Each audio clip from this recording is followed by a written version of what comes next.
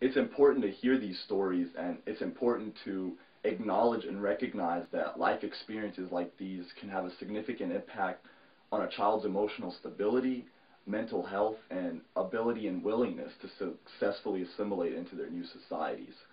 Studies by Hurt, Malmut, and Brodsky found that these children, sometimes having just left war-torn countries, have been exposed to repeated violence, which is a factor often linked with lower academic achievement.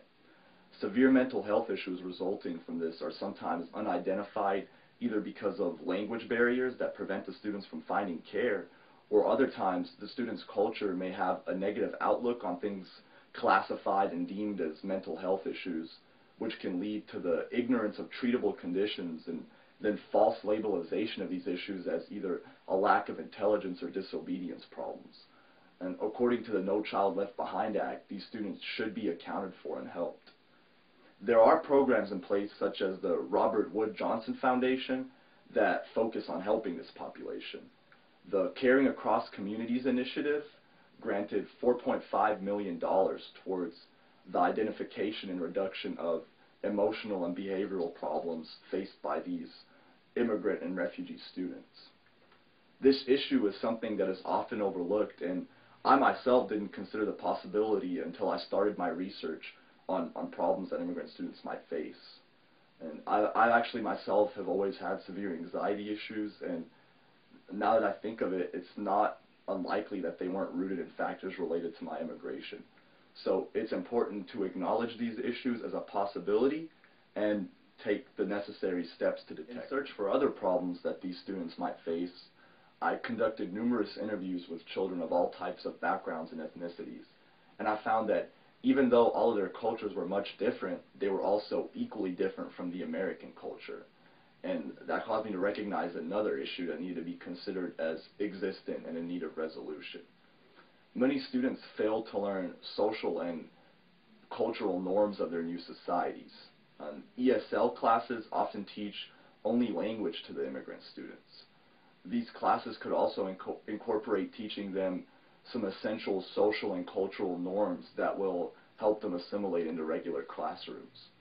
Oftentimes, these students' lack of knowledge of these norms keeps them isolated from their peers and hinders their healthy social interaction and academic achievement.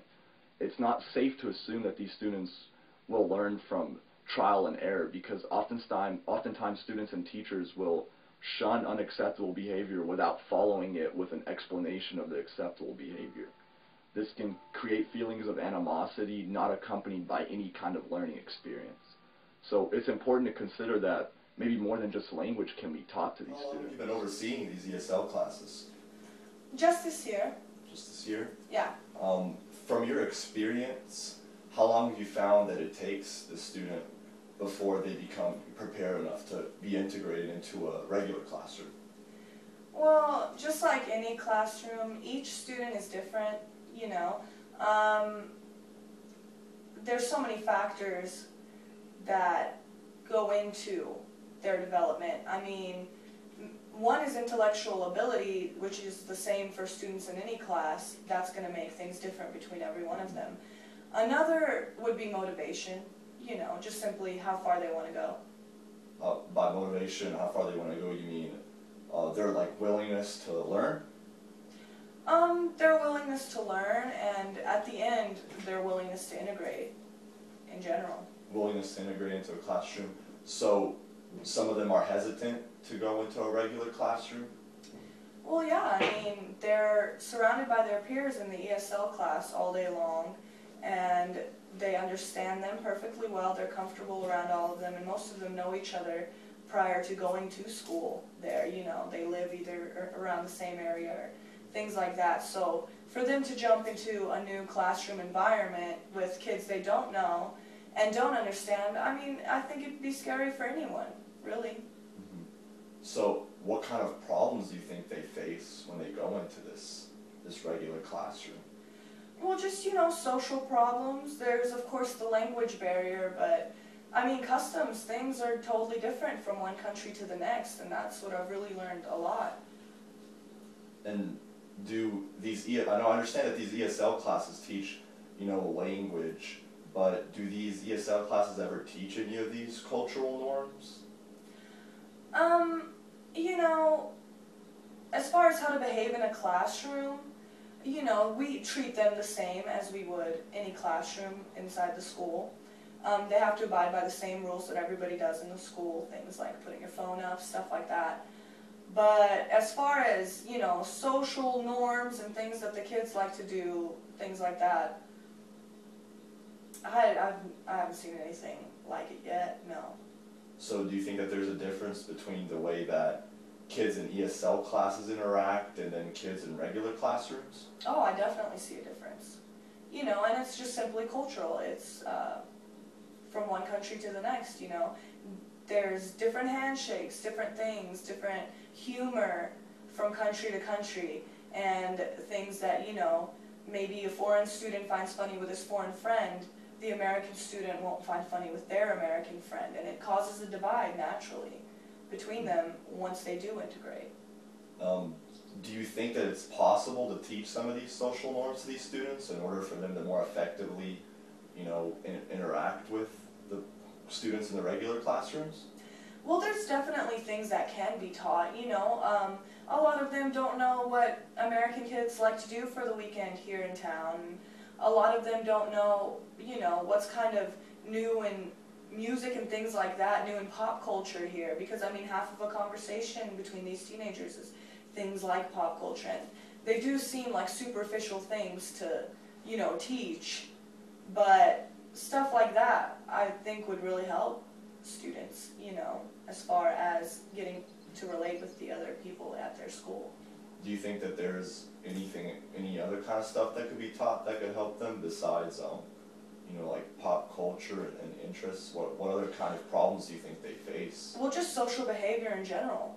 Just how to socialize. Things like, you know, if you go to the more Asian countries, things like eye contact, things like the way you shake someone's hand, the way you react to something. They can be misconstrued as disrespectful, you know, some of the things that we do.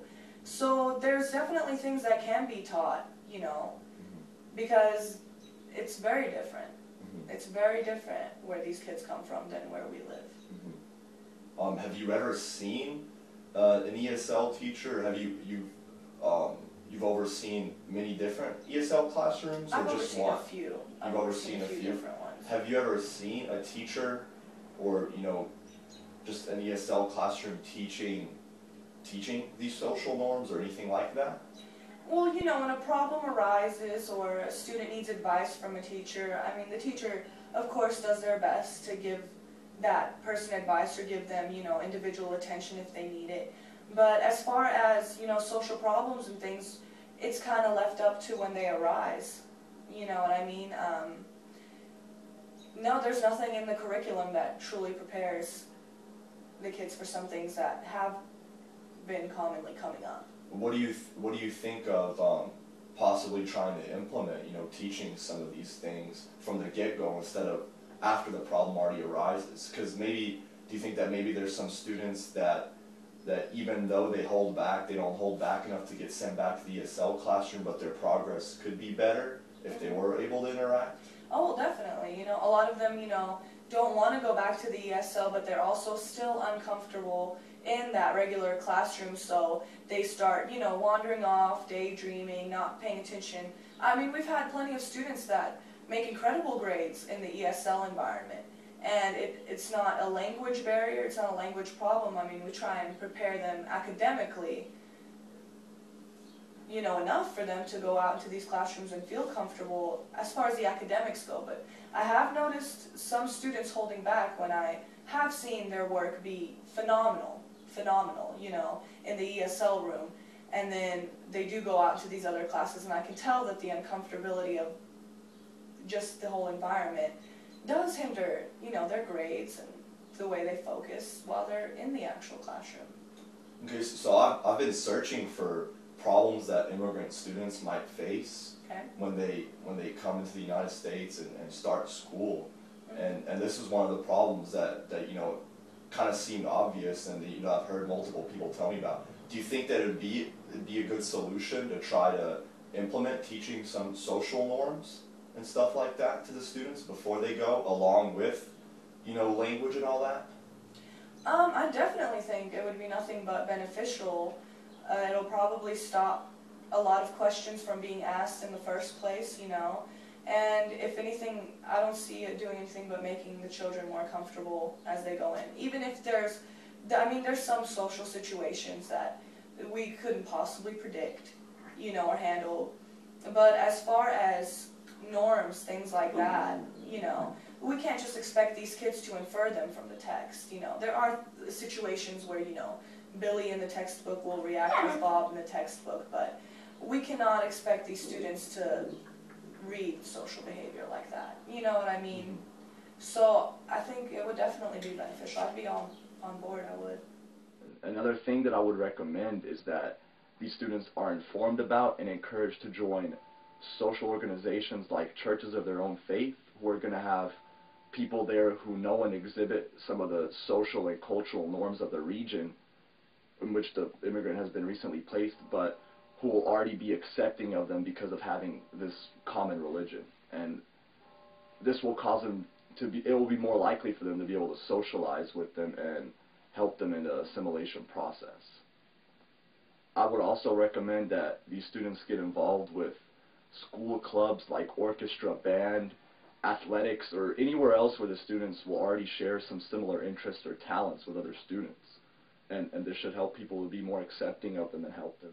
Human nature is to blame for another problem that immigrant students might face.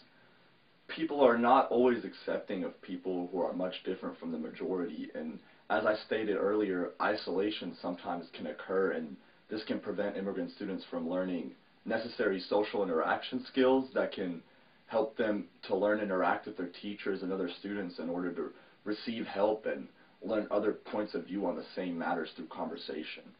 And many students are also much more likely to succeed if they feel welcomed and share a sense of belonging with the rest of the students in their classroom. I've thought up a very reasonable possible solution to this problem. Students need to be aware of the fact that these immigrant students are no different in ability or intention, and just like them, these students just want to do well in school, make friends, and stay out of trouble. Some students see people who haven't yet mastered interacting with Americans and speaking English as inferior, and sometimes they feel like they're invading their communities and taking up resources that should be used on their equals. And it's important to teach these students that besides race or nationality, these students are just like them, and that the only reason they are different is because they have been raised somewhere else. And if they were raised here, they would likely dress and speak like the members of certain social groups that these students are already used to. And these students need to realize what these students have gone through, why they are here, and that they have the potential to be very pleasing individuals academically and socially. And they need to be given a chance with all of these circumstances considered. Many schools are very limited with the amount of time or resources that they could spend trying to solve this problem. And the most non-invasive and efficient way that I could think of to solve this problem would be to design and develop a program that would set up school assemblies around the nation where there are high immigrant populations in the student body that are aimed at addressing this particular problem. These assemblies could be general or specific to certain groups of immigrants depending on the area's need. And these assemblies could teach students to respect and appreciate people of all races and backgrounds. They could educate them about some of the hardships that students from different countries face and instill a sense of empathy for them and all people who have been less fortunate than them. And last but not least, they could teach all of these students some effective ways of interacting with people who aren't as proficient in English and maybe break the ice between some of the domestic and immigrant students. From all of my research and interviews, I've concluded that along with the possible problems and solutions that I've discovered, there are many more that can be found if the time and consideration is put into detecting them. Essential programs and services like ESL classes need to continue to be available, but we need to look past the bare minimums and address this important and critical issue with a mindset aimed at being as diligent as possible in finding and implicating new ways to ensure that these possible future productive citizens get the right start.